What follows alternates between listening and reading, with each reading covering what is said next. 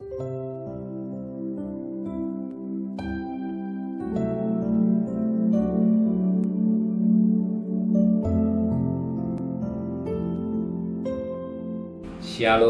pagi, bersama tundukkan kepala, pejamkan mata sejenak. Tiada kata yang manis selain ucapan syukur pada Bapa di surga, semua karena kasih karunia-Mu. Maka pagi hari ini, sebelum kami mengadakan aktivitas lain, kami mengadakan mesbah keluarga, mesbah pribadi, kami boleh naikkan pujian penyembahan kepada Tuhan, dan kami juga boleh mendengarkan renungan firman-Mu. Roh Kudus mengurapi kami, sucikan hati dan pikiran kami, sehingga firman-Mu boleh mengoreksi dalam hidup kami, membimbing, menjelikan mata rohani kami, dan kami juga boleh menaikkan doa syafaat kepada Tuhan. Haleluya. Amin. Shalom pagi. Mari sama-sama kita membaca firman Allah Yakobus pasal yang pertama. Yakobus pasal yang pertama, ayat yang ke-19, ayat yang ke-12 sampai ayat yang ke-18. Yakobus pasal pertama, ayat 12 sampai ayat 18. Pengujian dan pencobaan. Berbahagialah orang yang bertahan dalam pencobaan, sebab apabila ia sudah tahan uji, ia akan menerima mahkota kehidupan yang dijadikan Allah kepada barang siapa yang mengasihi dia. Apabila seorang dicobai, janganlah ia berkata, pencobaan datang dari Allah, sebab Allah tidak mencobai oleh yang jahat, dan ia sendiri tidak mencobai siapapun. Tetapi tiap-tiap orang dicobai oleh keinginannya sendiri, karena ia diseret dan dipikat olehnya. Dan apabila keinginan telah dibuai, ia melahirkan dosa, dan apabila dosa sudah matang, ia melahirkan maut. Saudara-saudara yang kukasihi, janganlah sesat. Setiap pemberian yang baik, yang setiap penganugerah yang sempurna datang dari atas, diturunkan dari Bapa segala terang, padanya tidak ada perubahan atau bayangan karena pertukaran atau kehendaknya sendiri. Ia telah melahirkan kita oleh firman kebenaran, supaya kita pada tingkat tertentu menjadi anak sulung di antara semua ciptaannya. Puji Tuhan. Suatu mutiara indah pagi ini. Sering orang manusia berkata kepada Tuhan, ini percobaan karena Tuhan, ini masalah karena Tuhan. Tidak. Masalah datang pada intinya keinginan. Karena keinginan, ingat isi dunia 1 Yohanes 2 ayat 16, isi dunia keinginan mata, kangkon hidup, keinginan daging.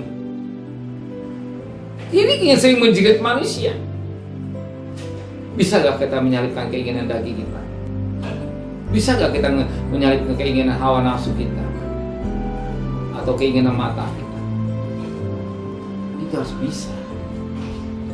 Bangun pagi, kita harus menguasai pikiran, keinginan, bukan keinginan itu datang di bawah kaki Tuhan yang Tuhan mau. Adakan mesbah di kaki Tuhan, utamakan Tuhan, dan keinginan-keinginan kita ini akan kita lakukan sesuai dengan kehendak Roh Kudus. Pasti kalau kebutuhan kita sesuai dengan kehendak Roh Kudus beda dengan keinginan. Sebenarnya orang tidak perlu mengalami masalah COVID, tanpa dia bisa menguasai keinginan. Tapi karena keinginan menjerat manusia dalam dosa. Karena keinginan kaya, orang yang ingin kaya, jatuh dalam persoalan demi persoalan.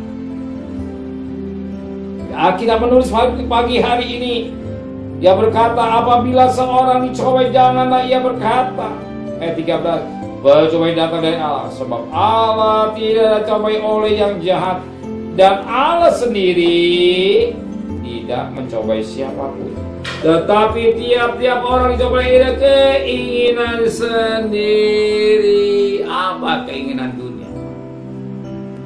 Karena ia diseret dan dipikat olehnya, Dan apabila keinginan telah dibuai, ia melahirkan dosa. Dan bila dosa sudah matang, ia melahirkan mati. Dan kalau saudara hari ini, ya, keinginan yang suci, keinginan sesuai dengan kehendak Roh Kudus atau maunya Roh Kudus, lebih tepatnya maunya Roh Kudus, adakah mesbah keluarga? Beda. Saudara habis selesai doa, menyembah kepada Tuhan, memuji kepada Tuhan, dengar renungan firman Tuhan, saudara akan bekerja, berdagang, sekolah. Beda, keinginan saudara beda, pasti keinginan suci. Saudara tahu, Tuhan tahu kebutuhan saudara. Tapi kalau keinginan kita menuruti daging, jangan kaget, timbul masalah demi masalah. Tapi kalau keinginan kita sesuai dengan kemauan kita, sesuai dengan Roh Kudus, beda. Kita tenang karena hidup dalam pimpinan Roh Kudus. Amin.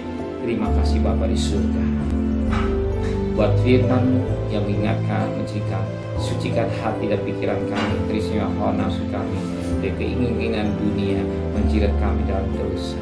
Tapi keinginan kami sesuai dengan pimpinan Roh Kudus atau kemauan kami. Serta perjalanan kami bekerja, berdagang, sekolah, kuliah, pergi dengan selamat, pulang selamat. Apa yang menjadi kebutuhan kami, kami percaya boleh siapkan.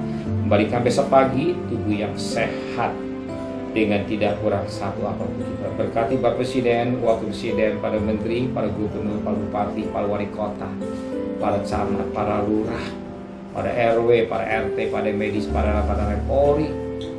Berikan mereka takut kepada Tuhan. Sedang kekasih, terimalah berkat nikmat dari Allah Bapa, cinta kasih sayang dari Tuhan Yesus Kristus, dan berkat Roh Kudus menyertai saudara mulai hari ini sampai Maranatha Tuhan Yesus datang. Yang cinta Dia katakan amin. Tuhan memberkatinya.